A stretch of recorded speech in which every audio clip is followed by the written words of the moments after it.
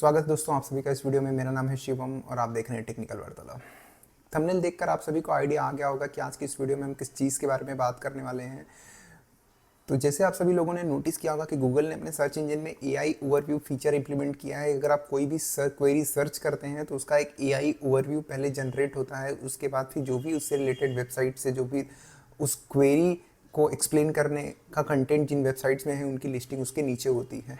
तो बेसिकली क्या करते हैं हम कि उस कंटेंट को, जो एआई जनरेटेड कंटेंट है, हम उसको पढ़ते हैं और अक्सर क्या हो रहा है कि जो हमारी क्वेरी है वो उस कंटेंट को पढ़ के ही सॉल्व हो जा रही है।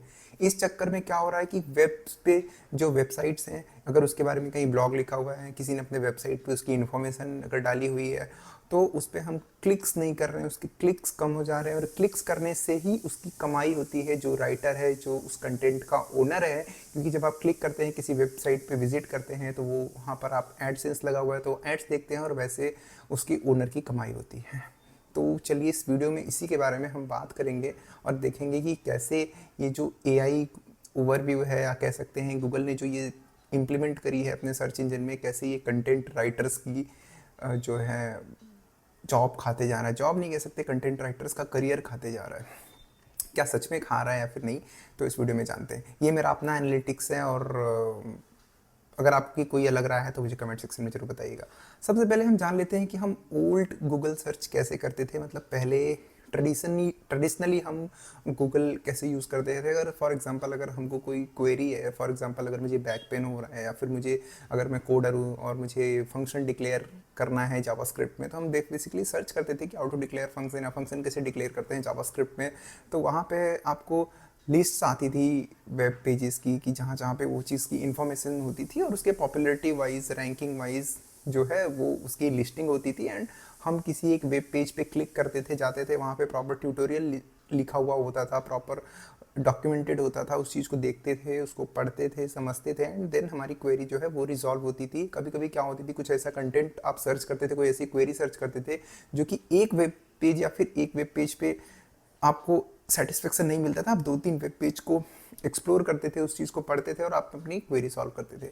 लेकिन अब क्या हुआ है कि अगर आप कोई क्वेरी सर्च करते हैं तो गूगल ने एक ऐसी इम्प्लीमेंटेशन डाली हुई है अपने सर्च इंजन में कि वो कई वेब पेजेस को फिल्टर करता है, उस सेम इन्फॉर्मेशन को, उस सेम क्वेरी को, और उससे फिर जो इन्फॉर्मेशन आती है वो इन्फॉर्मेशन आपको डिस्प्ले करता है। हालांकि वो एक टाइनी यूआरएल होता है, बट वो उस पर लोग ध्यान नहीं देते हैं और अमूमन 90% लोगों की क्वेरी वहीं पे रिजॉल्व हो जाती है। ये एक्चुअली टेक्निकली कैसे वर्क करता है कि गूगल इसमें यूज़ करता है अपने गूगल जेमिनाई एलएलएम मॉडल का, प्लस इसमें रैग का यूज़ किया जाता है। रैग एक रिट्रीवल ऑगमेंटेड जनरेशन टूल है।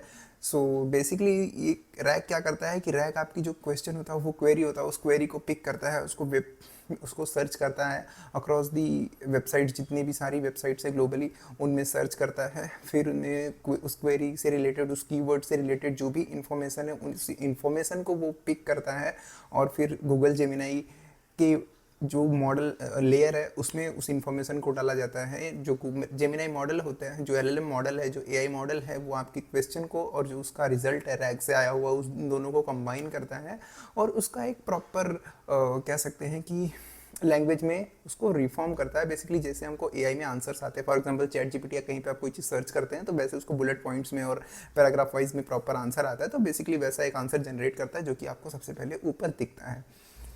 और ये टेक्निकली इम्प्लीमेंट किया हुआ है। बेसिकली मैं आपको सबसे पहले बता दूं कि गूगल जो है वो कोई डेटा ट्रेन नहीं कर रहा है इस चीज़ को जनरेट करने के लिए। वो बेसिकली रैग यूज़ कर रहा है, या फिर वो basically web search browsing method ही यूज़ कर रहा है उस इंफॉर्मेशन को निकालने में, और उस इंफॉर्मेशन को प्रॉपर फ्रेम करके अपने होम पेज पे वो डिस्प्ले कर रहा है। इस पे गूगल का फ़ायदा ऐसे हो रहा है कि गूगल ने अभी तक अपनी जो पब्लिक जो कि शिफ्ट होती जा रही है चैट जीपीटी, परप्लेक्सिटी या दूसरे दूसरे प्लेटफॉर्म्स पे, शायद उनको इसने आइडिया लगाया कि शायद उन पब्लिक को पकड़ सकती है, क्योंकि ज़्यादा लोग फिर गूगल सर्च इंजन से ही चिपके हुए रहेंगे और फिर गूगल का तो फ़ायदा कि उनकी पब्लिक रहेगी, वो एड्स दिखाएगा एंड वो कमा सकता है। बट कहीं ना कहीं गूगल जिनसे ये इन्फॉर्मेशंस को ले रहा है, शायद उनके काम खराब करते जा रहा है। क्योंकि अगर आप सर्च करते हैं, आपको एआई ओवरव्यू में ही सब कुछ दिख जा रहा है, तो आप किसी वेब पेज पे क्लिक करके आप इतना आर एन डी क्यों करेंगे। एंड हो सकता है कि पेशेंस लेवल भी कम हो जाए। एंड लोगों के पेशेंस लेवल ऑलरेडी कम हो चुके हैं, लोग जल्दी से जल्दी आंसर चाहते हैं, लोग डिस्क्रिप्टिव आंसर नहीं चाहते, लोग ये चाहते हैं कि बस ठीक है उनकी जो भी क्वेरी करंट की क्वेरी है वो क्वेरी फटाक से रिजॉल्व हो जाए और काम उनका हो गया। So basically the conclusion here is कि जो कंटेंट राइटर्स हैं उनको कोई रिप्लेस नहीं कर सकता, क्योंकि जो भी इंफॉर्मेशन गूगल हमको डिस्प्ले कर रहा है वो किसी न किसी वेब पेज पे, किसी न किसी ब्लॉग पेज पे लिखा हुआ इन्फॉर्मेशन है। वो इन्फॉर्मेशन ऑलरेडी किसी ने लिखा है, बस उसको उठा के गूगल यहाँ पे डाल रहा है।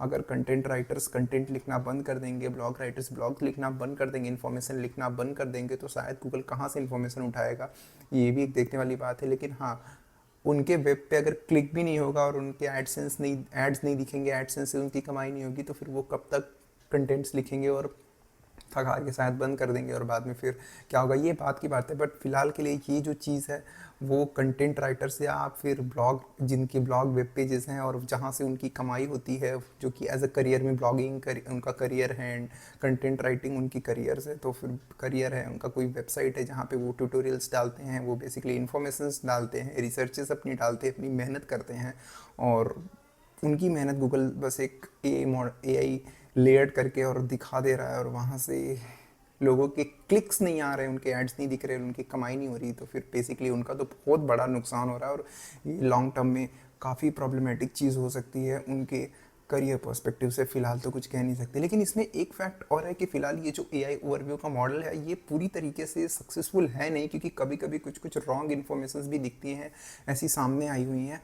और बेसिकली रॉन्ग इन्फॉर्मेशन ऐसे भी दिख सकती है कि हो सकता है किसी वेबसाइट ने कुछ ऐसा कंटेंट या फिर ऐसी कुछ इन्फॉर्मेशन पब्लिश करी हुई जो कि इन्फॉर्मेशन अल्टर्ड हो, या फिर इन्फॉर्मेशन फेक हो, या इन्फॉर्मेशन गलत हो, लेकिन वो क्लिकबेट उसकी इतनी अच्छी हो कि वो इन्फॉर्मेशन रैंक कर रही हो, और किसी ने अगर उस चीज़ को सर्च किया तो गूगल उसी के रिजल्ट को डिस्प्ले कर सकता है, क्योंकि गूगल जो रिजल्ट डिस्प्ले करता है वो आपकी क्वेरी को सर्च करता है, और जो क्वेरी के हिसाब से जो इन्फॉर्मेशन है, जो रिजल्ट है ना रैंक कर रहा होता है, उस रिजल्ट को ही दिखाता है। तो फिर यहाँ पर फेकिज्म भी आ सकता है कि हो सकता है कि अगर आप कोई क्वेरी सर्च कर रहे हो, कोई अगर आप लेटेस्ट न्यूज़ सर्च कर रहे हो और कोई अगर वेबसाइट ने फेक न्यूज़ पब्लिश करी हो और वो पॉपुलर वो रैंक कर रही हो, तो आपको वही रिजल्ट देखने मिलेगा, और हो सकता है कि थोड़ा गलत इन्फॉर्मेशन भी आ जाए। क्योंकि क्या होता है, कुछ लोग कुछ स्पेसिफिक ब्लॉगर्स या फिर कह सकते हैं कि स्पेसिफिक वेब से अटैच होते हैं, वहीं की न्यूज़ या फिर वहीं की इन्फॉर्मेशन को ट्रस्ट करते हैं, तो उनके लिए या उन वेबसाइट्स के लिए तो कोई दिक्कत नहीं, क्योंकि उनकी जो ऑडियंस है वो फिक्स है। बट जो नए लोग आ रहे हैं उनको काफ़ी स्ट्रगल करना पड़ेगा इस फीचर की वजह से। ये वीडियो कैसा लगा आप मुझे कमेंट सेक्शन में जरूर बताइएगा। अगर आपकी कोई क्वेरी है, अगर आप किसी टॉपिक पर कोई वीडियो चाहते हैं तो मुझे वो भी कमेंट सेक्शन में जरूर बताइएगा, मैं इस बारे में वीडियो जरूर बनाऊंगा। कमेंट सेक्शन में थोड़ा एंगेज रहा करो यार, मुझे थोड़ा आइडिया दो कि किस चीज़ के बारे में वीडियो बनाए, या फिर क्या आपकी क्वेरी को बेटर एंड बेटर तरीके से सॉल्व करने की कोशिश करूँगा। मिलते हैं ऐसे एक नए अमेजिंग इन्फॉर्मेटिव वीडियो के साथ। इस वीडियो को देखने के लिए धन्यवाद। जय हिंद, वंदे मातरम।